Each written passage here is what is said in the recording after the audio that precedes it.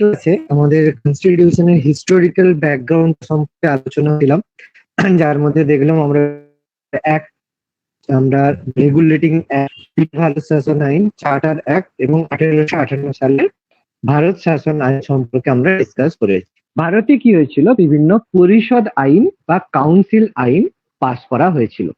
এই যে পরিষদ আইন, এই যে কাউন্সিল আইন, সেটাকে আমরা কি বলবো, ভারতের বিভিন্ন পরিষদ আইন সম্পর্কে আমরা বলবো। যেটাই কাউন্সিল আইন সেটাই হচ্ছে আমাদের পরিষদ আইন নামে পরিচিত। এবার ভারতে এরকম 3টে পরিষদ আইন পাস হয়েছিল। ভারতে 3টে পরিষদ আইন বা কাউন্সিল অ্যাক্ট পাস করা হয়েছিল। এবার এই পরিষদ আইনগুলোর উদ্দেশ্য কি ছিল? এই পরিষদ আইনগুলো কোনো একটা উদ্দেশ্য নিয়ে নিশ্চয়ই করা হবে। সেই উদ্দেশ্যটা কি ছিল? নোট ডাউন করবে। উদ্দেশ্য ছিল ভারতের যে প্রশাসনিক কাঠামো রয়েছে, প্রশাসনিক কাঠামোর সংস্কার করা। এবার বলবে স্যার প্রশাসনিক কাঠামো বলতে কি? প্রশাসনিক কাঠামো বলতে আমরা বলবো যে সংস্কার মানে যেভাবে শাসন, যেমন আমাদের বর্তমানে প্রশাসনিক কাঠামোর মধ্যে কি রকম রয়েছে, একদম সর্বোচ্চ স্তরে আমরা জানি রাষ্ট্রপতি রয়েছে, সর্বোচ্চ স্তরে আমাদের রাষ্ট্রপতি রয়েছে। রাষ্ট্রপতি কার আন্ডারে কাজ করে? রাষ্ট্রপতির আন্ডারে কে কাজ করে? আমাদের প্রধানমন্ত্রী কাজ করে। এটা আমাদের প্রধানমন্ত্রী, যেটা আমাদের শাসন ব্যবস্থার মধ্যে রয়েছে প্রধানমন্ত্রী, এবং যেটা আমাদের কেন্দ্র সরকারের হয়ে রাষ্ট্রপতি প্রধানমন্ত্রী কাজ করে থাকে। এবার প্রত্যেকটা কেন্দ্র, ভারত আবার দুটো বিভিন্ন রাজ্যতে ভাগ রয়েছে, রাজ্য বা কেন্দ্রশাসিত অঞ্চল। সেই রাজ্যের মধ্যে আবার রয়েছে কি, গভর্নর রয়েছে, আবার সিএম বা মুখ্যমন্ত্রী রয়েছে। তাহলে এই ধরনের যে একটা শাসন ব্যবস্থা, এই এক ধরনের শাসন ব্যবস্থা বর্তমানে ভারতে রয়েছে। যেরকম ব্রিটিশদের ক্ষেত্রেও, যখন ব্রিটিশ ভারত ছিল তখনও এইরকম একটা শাসন ব্যবস্থা ছিল। কিন্তু প্রথমে আমরা দেখেছিলাম যে ইস্ট ইন্ডিয়া কোম্পানি শাসন করত, সেই জন্য সেটাকে রিফর্ম করার জন্য, অর্থাৎ ভারতের যে প্রশাসনিক কাঠামো, যেভাবে ভারতকে শাসন করা হচ্ছে, সেটাকে সংস্কার করার জন্য, মডিফাই করার জন্য এইরকম কাউন্সিল আইন পাস করা হয়েছে। উদ্দেশ্যটা বুঝতে পারলাম?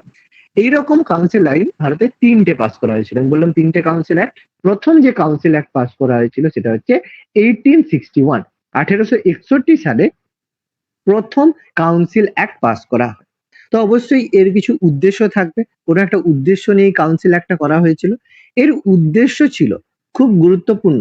এই কাউন্সিল অ্যাক্টের প্রথম উদ্দেশ্য ছিল বিকেন্দ্রীকরণ করা। ওকে, বিকেন্দ্রীকরণ, যেটাকে আমরা ইংলিশে বলবো ডিসেন্ট্রালাইজেশন। ডিসেন্ট্রালাইজেশন। এবার বলবে স্যার ডিসেন্ট্রালাইজেশন জিনিসটা কি? জিনিসটা তো বুঝতে পারলাম যে ডিসেন্ট্রালাইজেশন কি। দেখো, সেন্ট্রাল মানে কি, সেন্টার মানে কি কেন্দ্র, ডিসেন্টার মানে কি কেন্দ্র থেকে বিচ্যুত। মানে দুরকম শাসন ব্যবস্থা আমরা ভাবতে পারি। একটা হচ্ছে সেন্ট্রালাইজ, মানে যেটা আমাদের রাজা রাজাদের সময় ছিল, যেরকম রাজা রয়েছে, কিং রয়েছে, এবার রাজার আন্ডারে সমস্ত মন্ত্রী রয়েছে এবং মন্ত্রীর আন্ডারে বিভিন্ন পঞ্চায়েত রয়েছে। মানে এই যে রাজা যা বলবে সেই অনুযায়ী মিনিস্টাররা কাজ করবে, আর সেই অনুযায়ী প্রত্যেক ভিলেজও কাজ করবে। তাহলে এখানে রাজার হাতে টোটাল পাওয়ার রয়েছে, রাজা যা ডিসিশন নেবে প্রত্যেক জায়গায় সেই জায়গা হবে। এটা হচ্ছে সেন্ট্রালাইজ পাওয়ার। আর একটা হচ্ছে ডিসেন্ট্রালাইজেশন, মানে কি, একজন রাজা তো থাকবেই, কিং তো থাকবে, কিন্তু তার আন্ডারে যে মন্ত্রীরা রয়েছে, মিনিস্টাররা রয়েছে, তারা রাজার হয়ে কাজ তো করবেই, নিজেরা ইন্ডিপেন্ডেন্ট ভাবেও কাজ করতে পারবে। ওকে, সেটাকে আমরা বলবো ডিসেন্ট্রালাইজেশন। তাহলে এর আগে কি করা হতো? টোটাল যে ব্যবস্থাটা ছিল সেটা টোটালি আমাদের ইস্ট ইন্ডিয়া কোম্পানির হাতে ছিল। এবার কি হলো, প্রত্যেকটা প্রদেশ বা প্রভিন্সে কি করা হলো, যারা মানে নেতৃত্ব, যারা যে শাসক রয়েছে তাদের হাতে পাওয়ার দেওয়া হলো। তাহলে আমাদের পরীক্ষায় আসে যে কোন আইনের মাধ্যমে ভারতের প্রথম ডিসেন্ট্রালাইজেশন করা হয়? আমরা বলবো ভারতের কাউন্সিল আইন 1861 এর মাধ্যমে। এরপরে কি হয়, তখন আমাদের ভারতে কি ছিল, 3টে প্রেসিডেন্সি ছিল। ওকে, 3টে প্রেসিডেন্সি ছিল।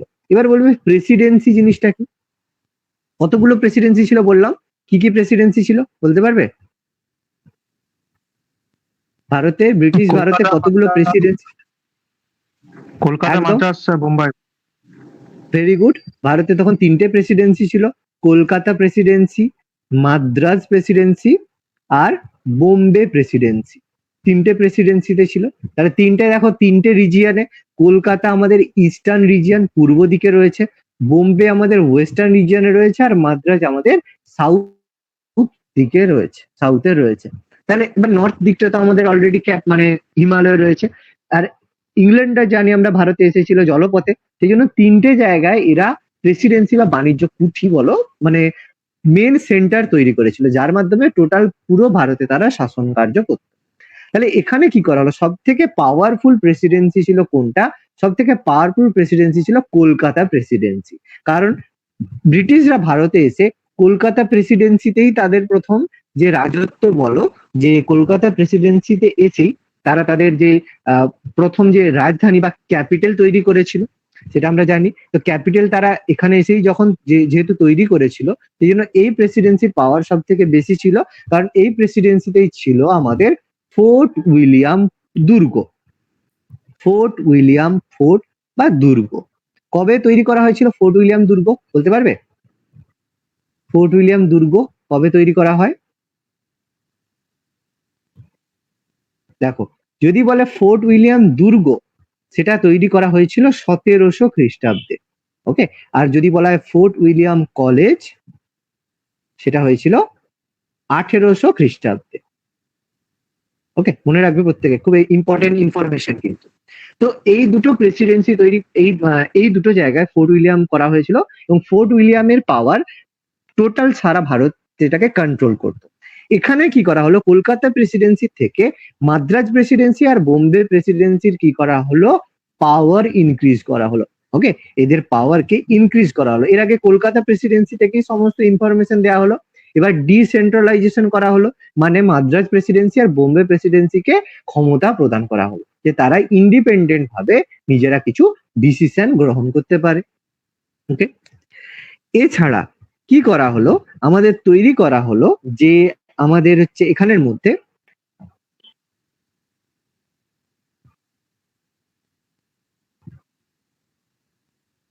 ওকে দেখো, তৈরি করা হলো কি, আমাদের তৈরি সেকেন্ড আমাদের তৈরি করা হলো কি, আমাদের তৈরি করা হলো লেজিসলেটিভ কাউন্সিল। লেজিসলেটিভ কাউন্সিল বলতে দেখো, আমাদের ভালো কথায় আমরা যদি বলি বিধান পরিষদ তৈরি করা হলো, বিধান পরিষদ তৈরি করা হলো।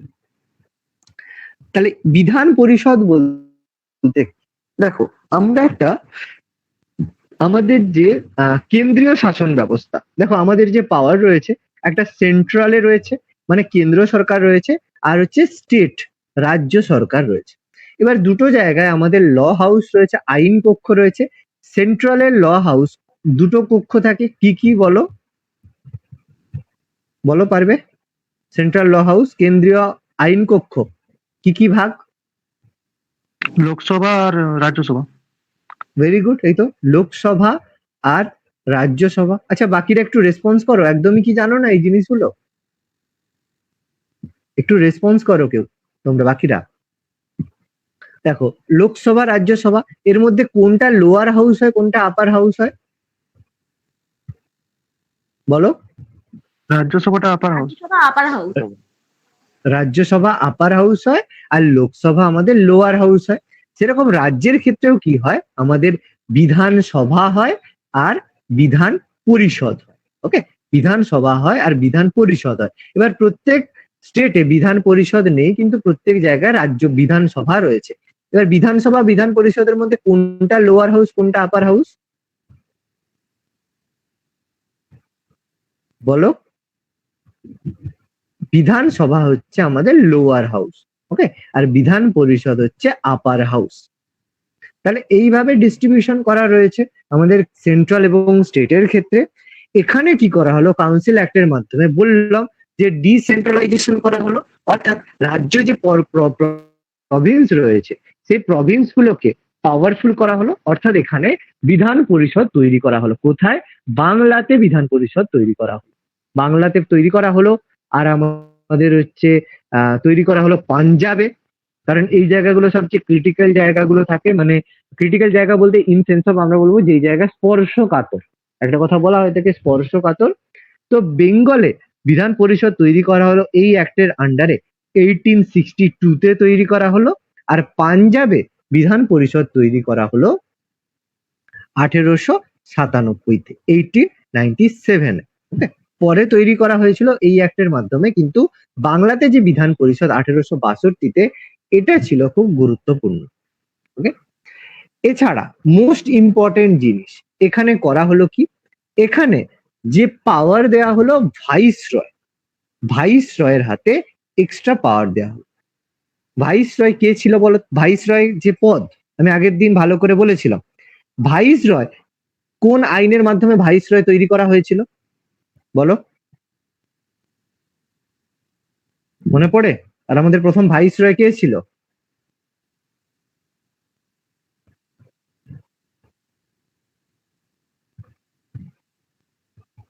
মনে আছে না ভুলে গেছো?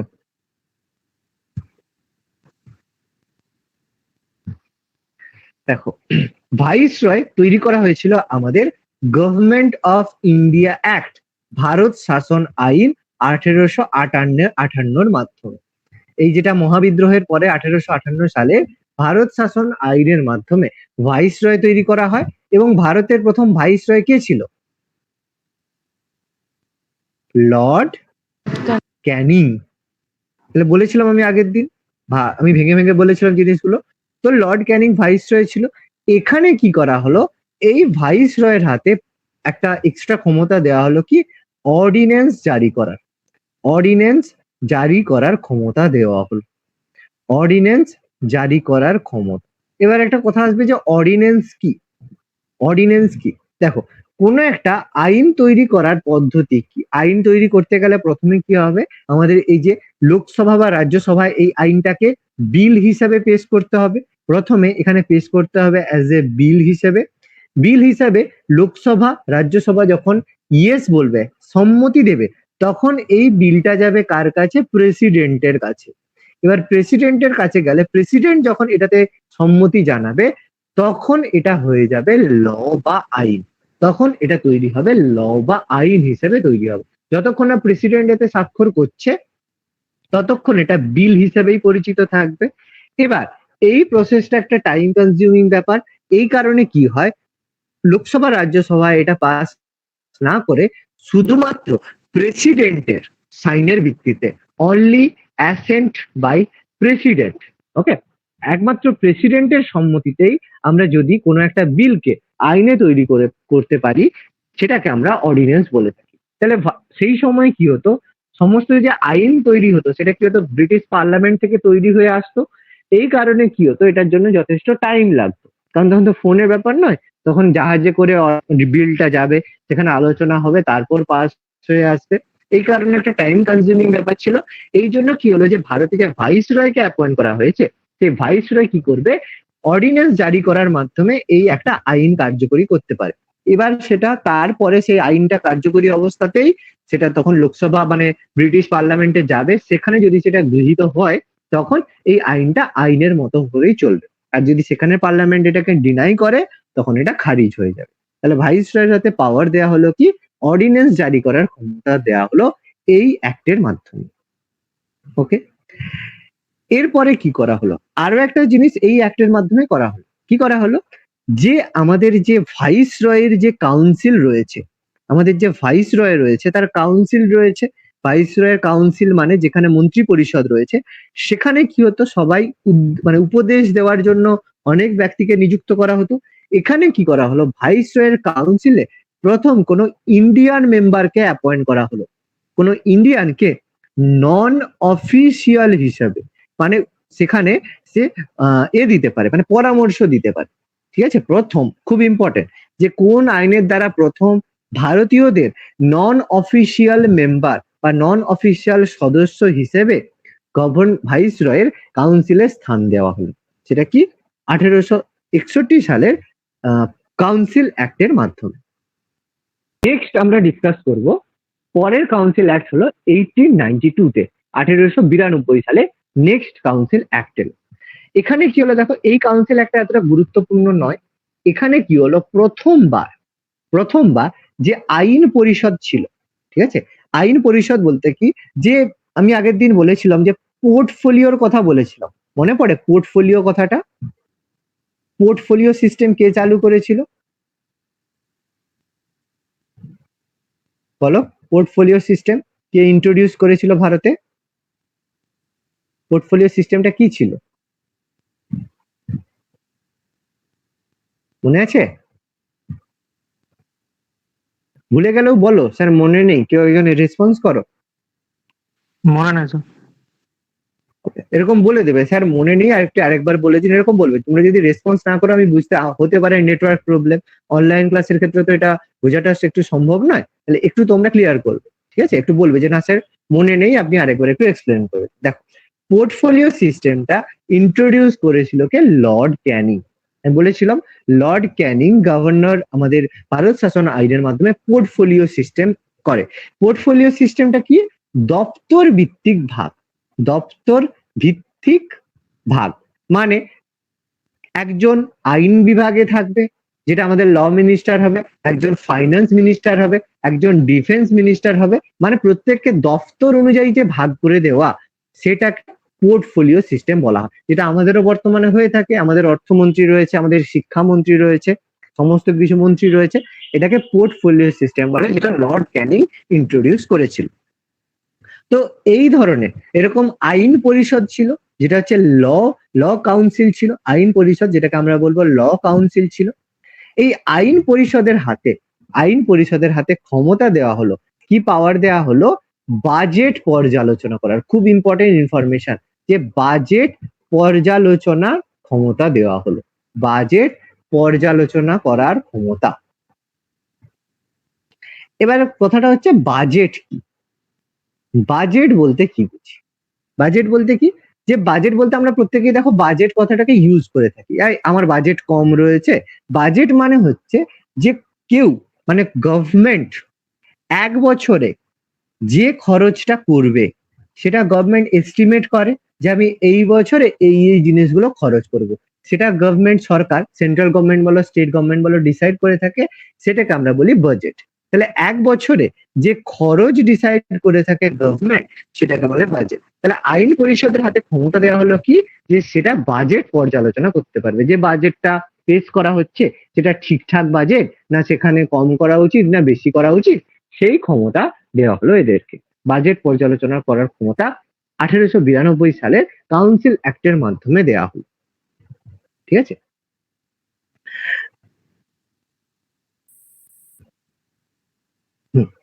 দেখো, এখান থেকে দেখো আর সেরকম কিছু করতে হবে না, একটা পয়েন্ট করলেই আমাদের হবে। এবার দেখো, এটা নোট ডাউন করেছো প্রত্যেকে? হ্যাঁ স্যার। রেসপন্স করবে, ওকে। নেক্সট দেখো, আমরা ডিসকাস করব এরপরে, ব্ল্যাঙ্ক পেজ এলো কেন? আচ্ছা যাই হোক, এবার আমরা ডিসকাস করব যে ভারতের council act, next council act. দাঁড়া এক সেকেন্ড,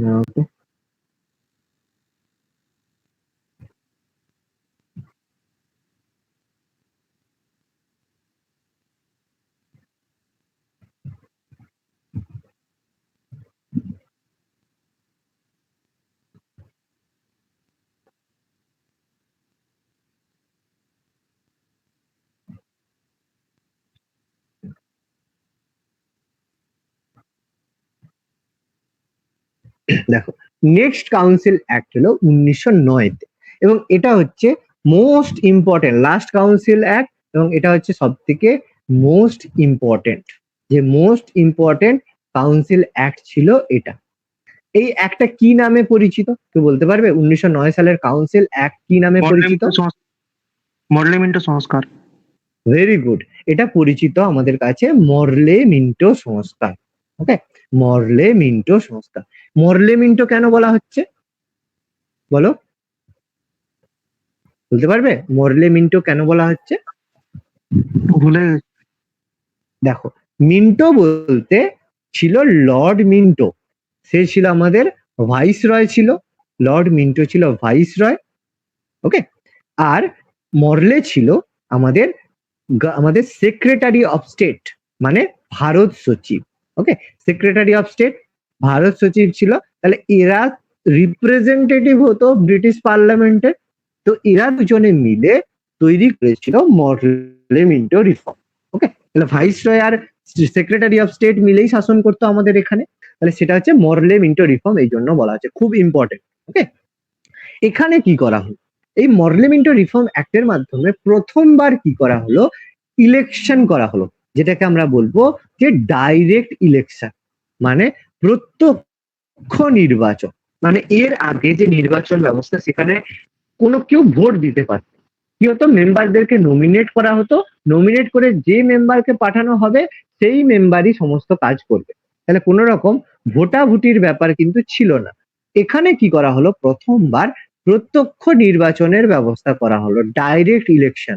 খুব ইম্পর্টেন্ট কিন্তু, কোন অ্যাক্টের মাধ্যমে প্রথমবার ডাইরেক্ট ইলেকশন করা হয়, মরলে মিন্টো রিফর্ম অ্যাক্টের মাধ্যমে। খুব ইম্পর্টেন্ট ইনফরমেশন।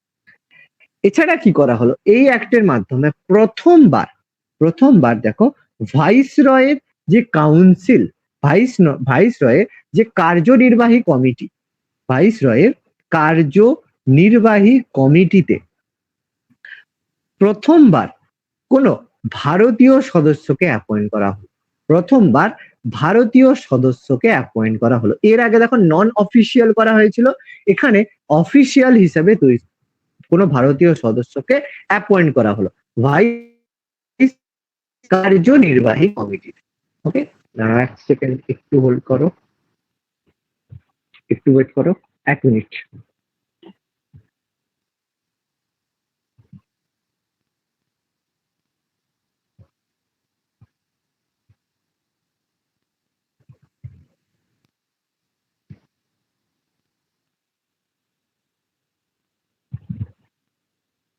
ওকে, তো ভাইসরয়ের কার্যনির্বাহী কমিটিতে অ্যাপয়েন্ট করে প্রথম ভারতীয় সদস্যকে অ্যাপয়েন্ট করা হলো।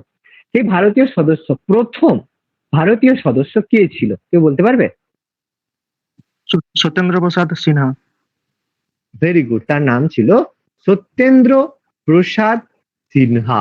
প্রত্যেকে নোট ডাউন করবে, তার নাম ছিল সত্যেন্দ্র প্রসাদ সিনহা।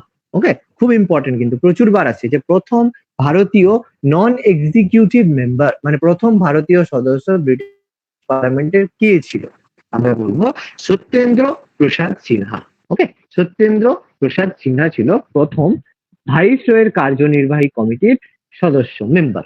ওকে, এরপরে কি করা হলো, এরপরে প্রত্যক্ষ নির্বাচনের সাথে সাথে কি করা হলো, মুসলিমদের জন্য পৃথক নির্বাচন করা হলো। খুব ইম্পর্টেন্ট কিন্তু, এর সাথে সাথে মুসলিমদের জন্য পৃথক নির্বাচনের ব্যবস্থা করা হলো। ওকে, তৈরি করা হলো কি, পৃথক ভাবে নির্বাচন করা হবে, পৃথক নির্বাচন করা হলো, পৃথক নির্বাচন করা হলো। পৃথক নির্বাচন কাদের জন্য, মুসলিমদের জন্য, মানে হিন্দু মুসলিমরা আলাদাভাবে যে করতে পারবে, আলাদাভাবে তাদের নির্বাচন ব্যবস্থাটাকে কন্ডাক্ট করা হবে। তাহলে মুসলিমদের জন্য পৃথক নির্বাচন ব্যবস্থা তৈরি করা হলো এই অ্যাক্টের মাধ্যমে। এই কারণে, যেহেতু মুসলিমদের জন্য পৃথক মানে নির্বাচন শুরু করা হয়েছিল, এই জন্য লর্ড মিন্টোকে, ওকে, এই জন্য আমরা লর্ড মিন্টোকে বলে থাকি, বলি যে ভারতের সাম্প্রদায়িক নির্বাচনবাদের জনক।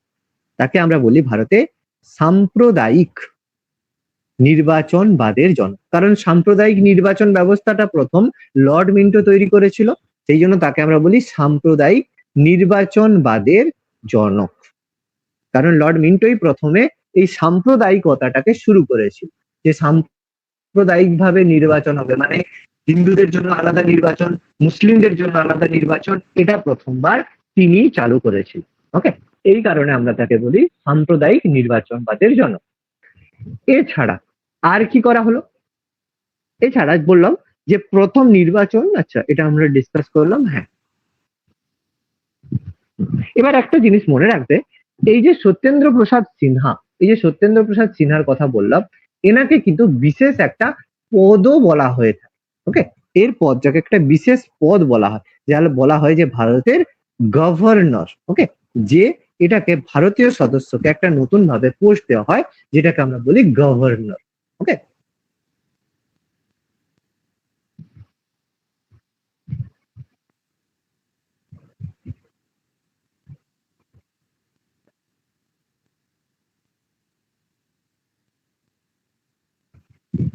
এক সেকেন্ড।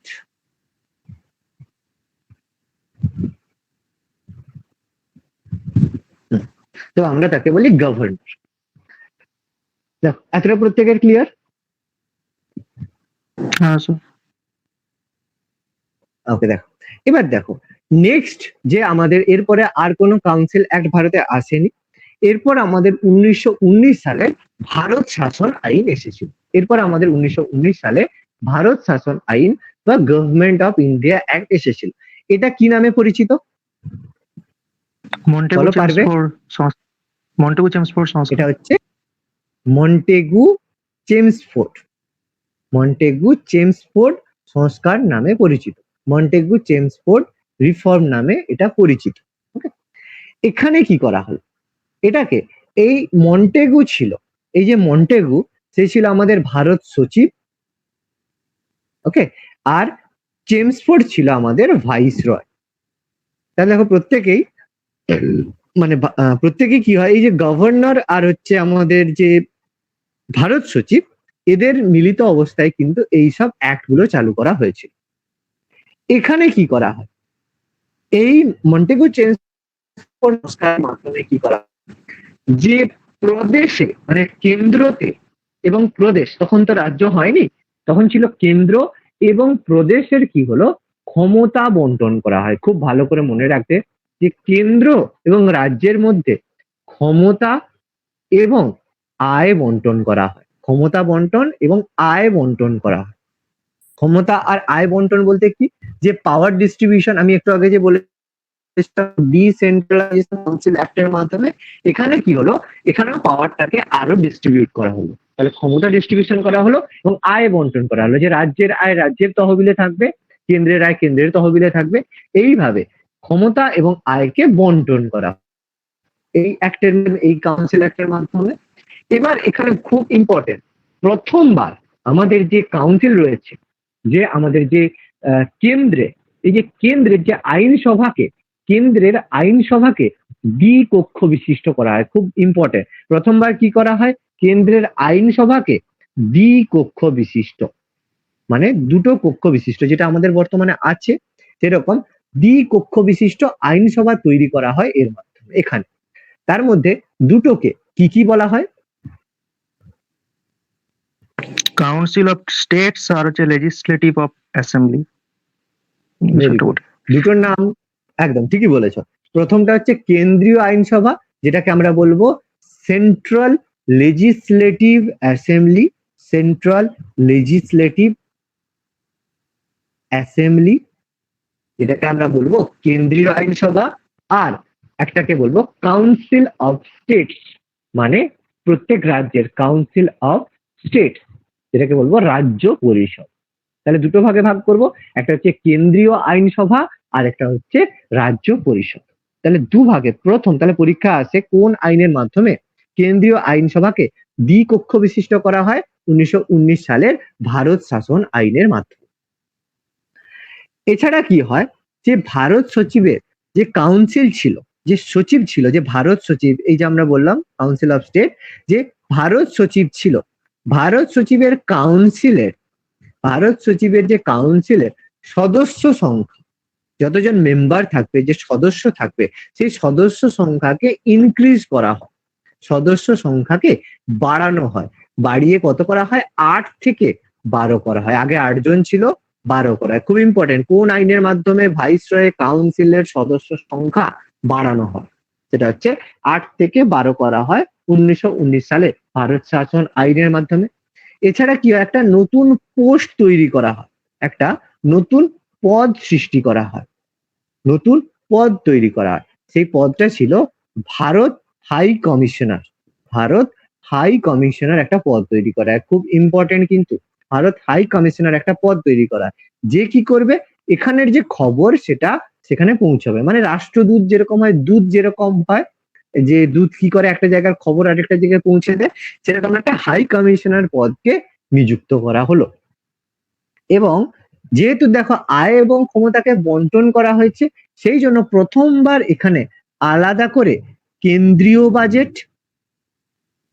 এবং রাজ্য বাজেট করা হয়। প্রথমবার কেন্দ্র এবং রাজ্য আলাদাভাবে বাজেট তৈরি করে। কেন্দ্র এবং রাজ্য আলাদাভাবে বাজেট তৈরি করে, প্রস্তুত করে। আয় ভাগ করা হয়েছে, তাহলে কেন্দ্রের আলাদা বাজেট হবে, রাজ্যের আলাদা বাজেট হবে, তাহলে কেন্দ্রীয় বাজেট এবং রাজ্য বাজেটকে এইভাবে আলাদা করে দেওয়া হয় এই অ্যাক্টের মাধ্যমে। ওকে, এবং এখানে চালু করা হয় কি দ্বৈত শাসন ব্যবস্থা। দ্বৈত শাসন ব্যবস্থা যেটাকে আমরা বলি ডায়ার্কি। দ্বৈত শাসন ব্যবস্থা, দ্বৈত শাসন ব্যবস্থা মানে ডায়ার্কি, DYARCHY। ডায়ার্কি কথার অর্থ কি? এই যে দেখো, কেন্দ্র আলাদাভাবে শাসন করছে, রাজ্য আলাদাভাবে শাসন করছে, এটাকে আমরা বলি ডায়ার্কি। ওকে, কেন্দ্রীয় আলাদাভাবে শাসন করছে, রাজ্য আলাদাভাবে শাসন করছে, এটাকে আমরা বলি ডায়ার্কি, মানে দ্বৈত শাসন ব্যবস্থা। 1919 সালে ভারত শাসন আইনের মাধ্যমে বলা হয় যে প্রতি 10 বছর অন্তর আমাদের শাসন ব্যবস্থা পরিকাঠামো করার জন্য এরকম কমিশন পাঠানো হবে। এই কারণে আমাদের সাইমন কমিশন গঠন হওয়ার কথা ছিল কবে? 1929 সালে, 10 বছরের ডিফারেন্সে। কিন্তু রাজনৈতিক অস্থিরতার কারণে সাইমন কমিশনকে গঠন করা হয় 1927 সালে। 2 বছর আগে সাইমন কমিশনকে ভারতে পাঠানো হয়। ওকে, এই সাইমন কমিশন পরিচিত ছিল অল হোয়াইট কমিশন নামে। অল হোয়াইট কমিশন নামে পরিচিত ছিল। কেন অল হোয়াইট কমিশন নামে পরিচিত ছিল? কারণ এই সাইমন কমিশনে কোনো ভারতীয় মেম্বার ছিল না। দেয়ার ওয়াজ নো ইন্ডিয়ান মেম্বার, কোনো ইন্ডিয়ান মেম্বার ছিল না। এই কারণে আমরা সাইমন কমিশনকে বলা হয়েছিল অল হোয়াইট কমিশন। যেহেতু কোনো ভারতীয় মেম্বার নেই, এই জন্য বলা হচ্ছে অল হোয়াইট কমিশন। এই কমিশন, ঠিক আছে, 1927 সালে তৈরি করা হয়। তাহলে এটা বলা হয়, যদি এরকম ভাবে পড়বে যে সাইমন কমিশন তৈরি করা হয়েছিল কবে, ফর্ম করা হয়েছিল কবে? 1927, 1927 সালে সাইমন কমিশন তৈরি করা হয়। ভারতে কবে আসে? যে কেম ইনটু ইন্ডিয়া, ভারতে কবে আসে?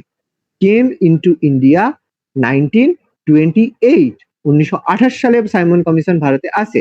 আর সাইমন কমিশন তার রিপোর্ট পেশ করেছিল কবে? সাবমিট রিপোর্ট কবে করে? 1930-এ করে, 1930। 29 কিন্তু কিছু হবে না। তাহলে সাইমন কমিশন গঠন হয় কবে? 1927 সালে সাইমন কমিশন গঠন হয়। ভারতে আসে কবে? 1928 সালে। আর সাইমন কমিশন তার রিপোর্ট সাবমিট করে কবে? 1930 সালে।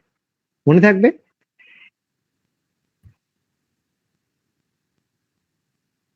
ওকে, এবার দেখো, এই সাইমন কমিশন যখন ভারতে আসে, তখন এই সাইমন কমিশনের ভারতে বিরোধিতা করা হয়েছিল।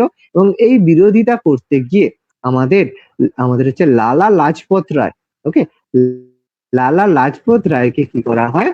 লালা লাজপত রায়কে লাঠিচার্জ করা হয়। যখন বিক্ষোভ করছিল, তখন লালা লাজপত রায়কে লাঠিচার্জ করা হয়। এবং লাঠিচার্জ করার কারণে, আঘাতজনিত কারণে, যে বিভিন্নভাবে আহত হয়েছিল লালা লাজপত রায়, সেই আহত হওয়ার কারণে তার হাসপাতালে মৃত্যু হয়। আহত হন এবং এর কারণে তার লালা লাজপত রায়ের মৃত্যু হয়। এই কারণে পরে ভগৎ সিং লালা লাজপত রায়ের যে মৃত্যুর প্রতিশোধ পরে আমাদের নিয়েছিল, আমাদেরকে ভগৎ সিং। ওকে, ভগৎ সিং এর প্রতিশোধ নিয়েছিল। এটা আমরা হিস্ট্রিতে পড়বো পরে। দেখো, বোঝা গেছে সাইমন কমিশনটা। আচ্ছা, একটা পরীক্ষা আছে, সাইমন কমিশনের কতজন মেম্বার ভারতে এসেছিল? সাইমন কমিশনের নাম্বার অফ মেম্বার্স, কতজন মেম্বার ছিল? লিখে রাখবে 7 জন মেম্বার ছিল। 7 জন মেম্বার ছিল সাইমন কমিশন। এই 7 জনের মধ্যে একজন মেম্বার, গুরুত্বপূর্ণ মেম্বার ছিল, তার নাম ছিল ক্লিমেন্ট এটলি। সবার নাম পড়তে হবে না, একজন বিখ্যাত মেম্বার ছিল, তার নাম পড়তে হবে ক্লিমেন্ট এটলি। এই ক্লিমেন্ট এটলি কি নামে পরিচিত বলতে পারবে? ক্লিমেন্ট এটলি পরিচিত আমাদের কাছে ভারত বন্ধু নামে। মনে রাখবে, ক্লিমেন্ট এটলি আমাদের কাছে পরিচিত ভারত বন্ধু নামে। কেন ক্লিমেন্ট এটলিকে ভারত বন্ধু বলা হয়? আর ক্লিমেন্ট এটলি ছিল কে? ক্লিমেন্ট এটলি ছিল স্বাধীনতার সময়, ভারত যখন স্বাধীন হয়, স্বাধীনতার সময় ব্রিটিশ প্রধানমন্ত্রী। স্বাধীনতার সময় ছিলেন ব্রিটিশ প্রধানমন্ত্রী। এবং বলা হয় যে ক্লিমেন্ট এটলির কারণেই ভারতে স্বাধীনতা আইন, যে ইন্ডিয়ান ইন্ডিপেন্ডেন্স অ্যাক্ট সেটা পাস হয়েছিল। এই জন্য ক্লিমেন্ট এটলিকে আমরা বলি ভারত বন্ধু। ওকে, সে এই মেম্বারে সাইমন কমিশনের একজন মেম্বার ছিলেন। বলো, এতটা প্রত্যেকে নোট ডাউন করেছো? হ্যাঁ স্যার। ওকে। ওকে, এবার এই সাইমন কমিশন কিছু প্রস্তাব দিয়েছিল। এই সাইমন কমিশনের কিছু প্রস্তাব বা প্রপোজাল দিয়েছিল। সেই প্রপোজালটা কি ছিল? সাইমন কমিশন কিছু তো প্রপোজাল বা প্রস্তাব দেবে। এই যে রিপোর্টটা পেশ করলো 1930-এ, যে রিপোর্টটা পেশ করছিল, সেই রিপোর্টে কি বলা হয়েছিল, তার কি কি প্রপোজাল ছিল? প্রপোজালের মধ্যে নাম্বার 1 প্রপোজাল ছিল যে ডায়ার্কি দ্বৈত শাসন ব্যবস্থা 1919-এ চালু করা হয়েছিল, সেই দ্বৈত শাসন ব্যবস্থাকে অবলুপ্ত করা হয়। দ্বৈত শাসন ব্যবস্থা অবলুপ্ত হয়। যে ডায়ার্কি চালু করা হয়েছিল 1919 সালে, সেই দ্বৈত শাসন ব্যবস্থাকে অবলুপ্ত করা হয়। ওকে, এছাড়া কি করা হয়, যে সাম্প্রদায়িক ভোটের যে সাম্প্রদায়িক ভোট যেটা লর্ড মিন্টো চালু করেছিল, সাম্প্রদায়িক ভোট, সেই সাম্প্রদায়িক ভোটের প্রস্তাব, ঠিক আছে, সাম্প্রদায়িক ভোটের প্রস্তাব প্রত্যাখ্যান করা হয়। মানে অ্যাকচুয়ালি সাম্প্রদায়িক ভোটের প্রস্তাব এরা উত্থাপন করেছিল। এরা বলেছিল যে সাম্প্রদায়িক ভোটের প্রস্তাব দিয়েছিল, যেটাকে আমাদের হিন্দু এবং মুসলিমরা ডিনাই করে দেয়। এটাকে হিন্দু এবং মুসলিম, মানে ইন্ডিয়ান হিন্দু এবং মুসলিম এটাকে প্রত্যাখ্যান করে, অ্যাকসেপ্ট করে না, এটাকে ডিনাই করে। ওকে, তাহলে সাইমন কমিশন দ্বৈত শাসন ব্যবস্থার অবলুপ্তি ঘটায় এবং সাম্প্রদায়িক ভোটের প্রস্তাব উত্থাপন করলে সেটাকে হিন্দু মুসলিম উভয়ই প্রত্যাখ্যান করেছিল। রিপোর্ট কবে পেশ হয়েছিল? 1930 সালে। দেখো, এতটা নোট ডাউন করেছো?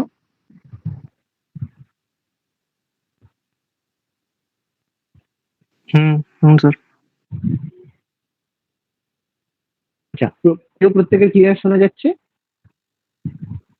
ওকে। ওকে, নেক্সট দেখো, এরপর কি হলো 1927-এর এই যে রিপোর্ট, এই যে সাইমন কমিশন যখন 1927-এ সাইমন কমিশন ভারতে এলো, তখন ভারতীয়রা কি করলো, একটা রিপোর্ট দিল, যে সংবিধান করার জন্য ভারতীয়রা একটা রিপোর্ট দিল। সেটা নেহেরু রিপোর্ট নামে পরিচিত। নেহেরু রিপোর্ট পাবলিশ করা হয় 1928 সালে। তাহলে ভারতীয়রা কি করলো, একটা রিপোর্ট পেশ করলো যে আমাদের সংবিধান এরকম করা উচিত। বলো। আচ্ছা, অডিও শোনা যাচ্ছে তো ঠিকঠাক? প্রবলেম হলে জানাবে।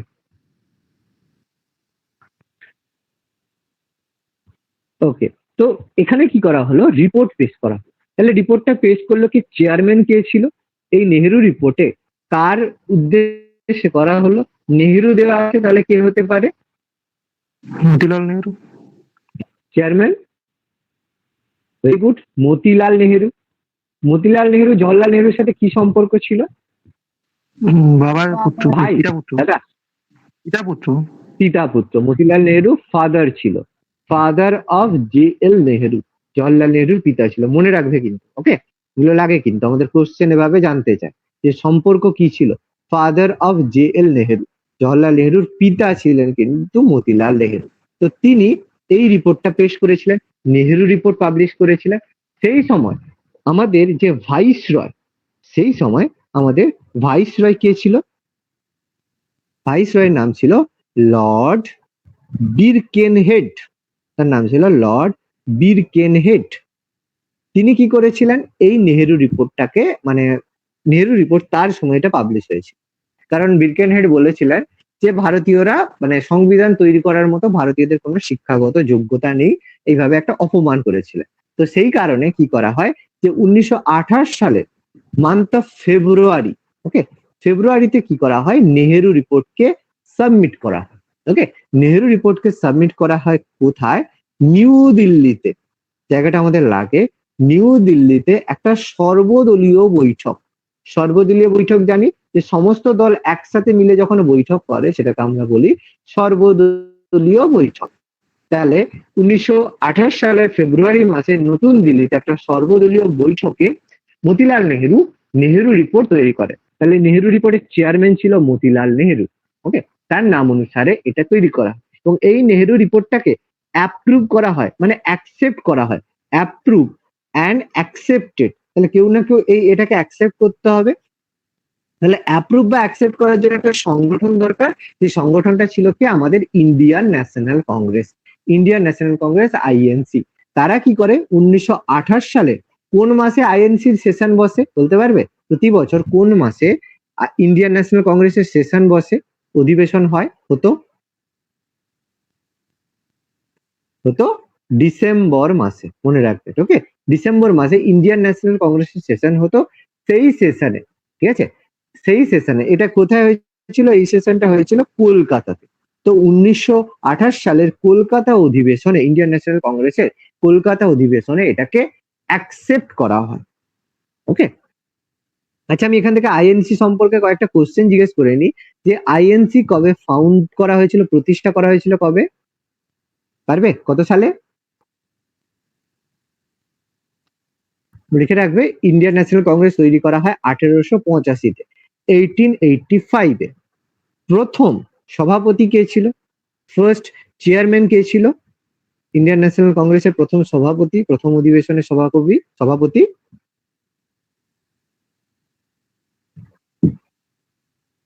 উমেশ চন্দ্র ব্যানার্জি। ওকে, উমেশ চন্দ্র ব্যানার্জি।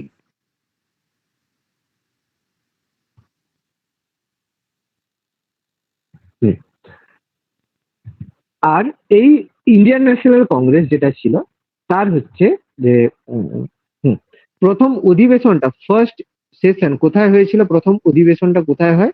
ফার্স্ট সেশন পারবে? হয়েছিল বোম্বেতে, বোম্বের গোকুল দাস তেজপাল কলেজে, তেজপাল কলেজ। ওকে, মনে থাকবে? নোট ডাউন করেছো প্রত্যেকে?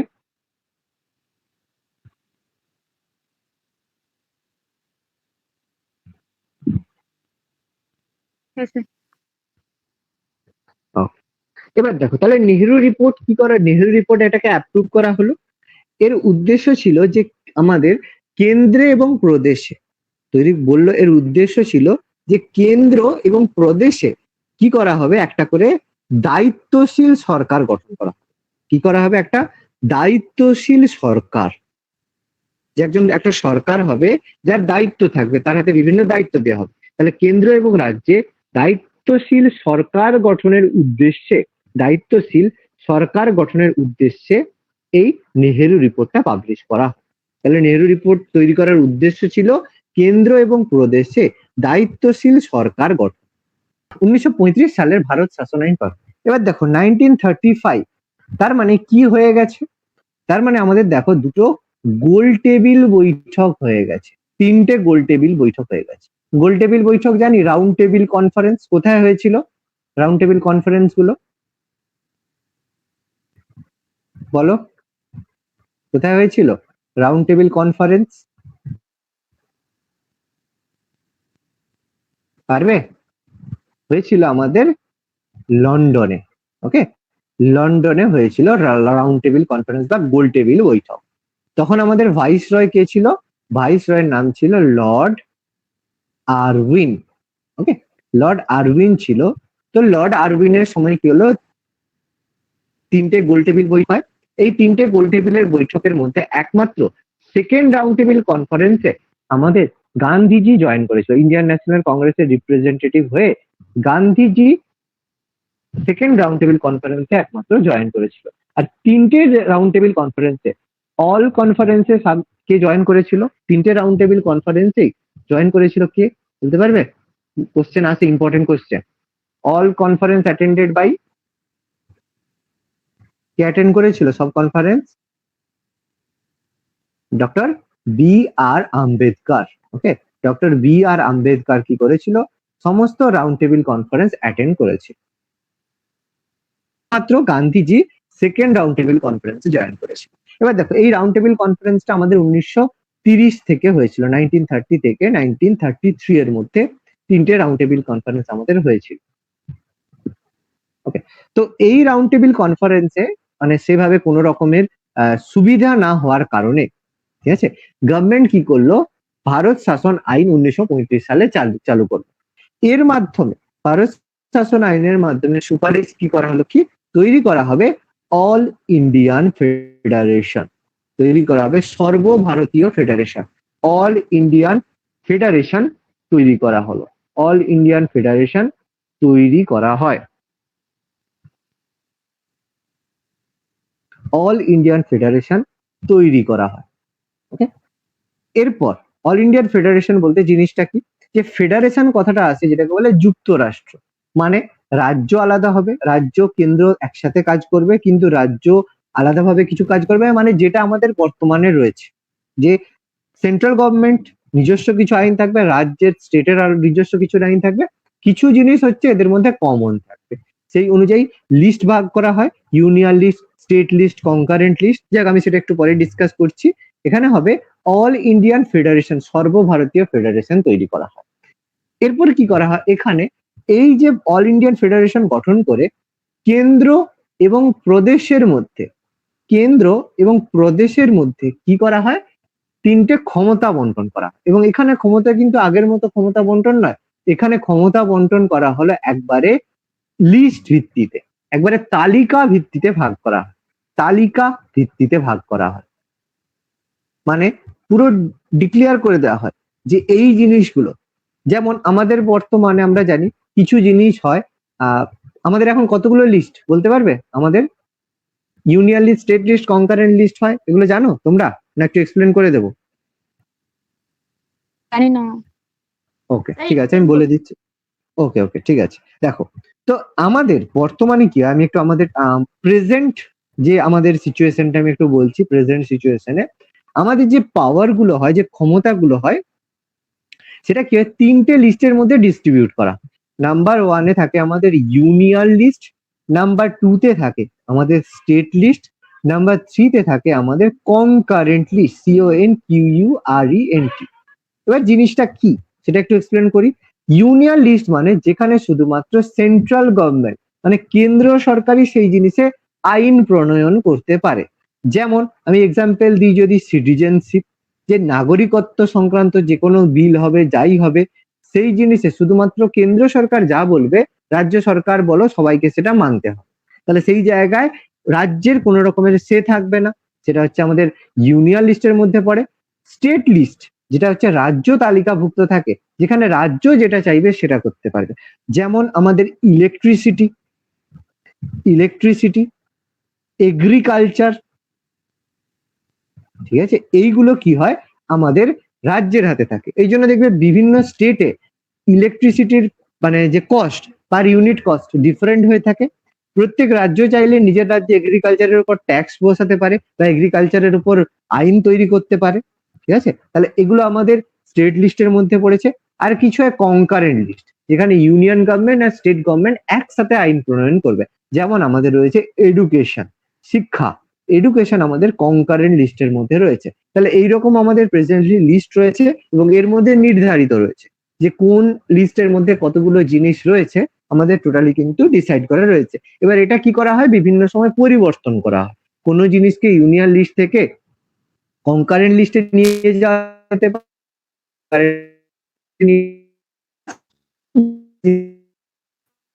কি বোঝা গেছে কি বললাম? হ্যাঁ স্যার। এবার দেখো, তাহলে এই সময় কি করা হলো, এই সময় দেখো সেম ভাগ করা হলো, এখানেও দেখো সেই ভাগটাই, ইউনিয়ন লিস্ট করা হলো, স্টেট লিস্ট করা হলো, আর কনকারেন্ট লিস্ট করা হলো। মানে অ্যাকচুয়ালি 1935 সালে যে ভারত শাসন আইনটা থেকেই আমাদের ইন্ডিয়ান কনস্টিটিউশন বা ভারতের সংবিধানের ম্যাক্সিমাম জিনিসগুলো অ্যাডপ্টেড করা হয়েছে। তো এই সময় ইউনিয়ন লিস্টের মধ্যে ছিল 59, 59টা বিষয়। 59 কি কি পড়তে হবে না, শুধু নাম্বারটা মনে রাখবে। স্টেট লিস্টে ছিল 54টা বিষয়, 54টা বিষয়। আর কনকারেন্ট লিস্টের মধ্যে ছিল 36টা বিষয়, 36, 36টা বিষয় ছিল, ইনক্লুডেড করা হয়েছে। ওকে, এরপর দেখো এই আইনের মাধ্যমে তৈরি করা হয় মোস্ট ইম্পর্টেন্ট একটা অর্গানাইজেশন, সেটা হচ্ছে reserve bank of India, RBI গঠন করা হয়। রিজার্ভ ব্যাংক অফ ইন্ডিয়া কত সালে আরবিআই গঠন করা হয় বলো, পারবে? পারবে? আরবিআই কবে তৈরি করা হয়? 1935 সালে। ঠিক আছে, 1935 সালে রিজার্ভ ব্যাংক অফ ইন্ডিয়া। আচ্ছা, আরবিআই নাম শুনেছো তোমরা? বলো, কেউ একজন বলো, আরবিআই শুনেছো? আরবিআই কি করে? হ্যাঁ স্যার, শুনেছি। আরবিআই কি করে বলো, কি করে বলো আরবিআই? অর্থনীতিটাকে কন্ট্রোল করে, ওকে, অর্থনীতি কন্ট্রোল বলতে হ্যাঁ, কন্ট্রোল করে। বাহ, ভেরি গুড। এই তো, এইটা আসল কথা।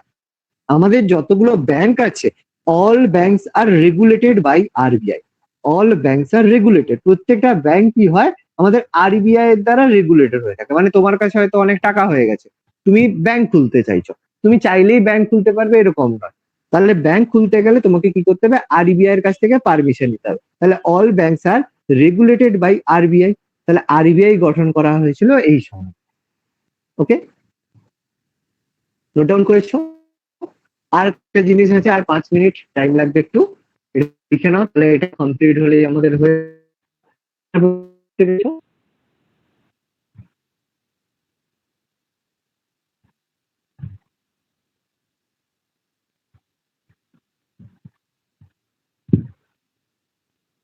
হয়েছে? বলো। হ্যাঁ স্যার। ওকে। আর 1935 সালের ভারত শাসন আইনের মাধ্যমে আর কি কি জিনিস করা হয়? তো এই 1935 সালের গভর্নমেন্ট অ্যাক্টের মাধ্যমে 1937 সালে 1937-এ কি করা হয়?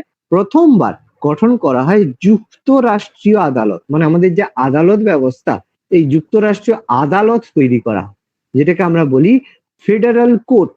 যেটাকে আমরা বলি ফেডারেল কোর্ট। প্রথম ফেডারেল কোড গঠন করা হয়, যুক্তরাষ্ট্রীয় আদালত গঠন করা হয় এর মাধ্যমে। এবং এখানে কি করা হয়? প্রথমবার মানুষ কি পায়? ভোটিং রাইটস পায়, মানে ভোট দেওয়ার অধিকার পায়।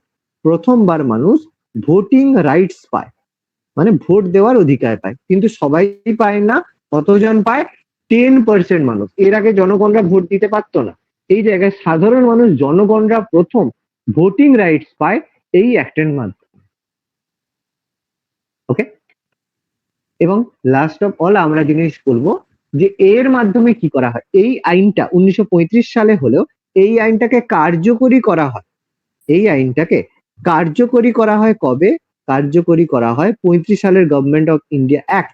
এটাকে কার্যকরী করা হয় কবে? 1937 সালে। কিন্তু এটাকে কিছুদিনের মধ্যে বন্ধ করে দিতে হয়। এই জন্য এটাকে বন্ধ করে দেওয়া হয় বা স্টপ করা হয় কবে? 1939, 1939-এ এটাকে বন্ধ করে দেওয়া হয়। 1939-এ এটাকে বন্ধ করে দেওয়া। ওকে, দেখো বুঝতে পারলে প্রত্যেকে? Yes, sir.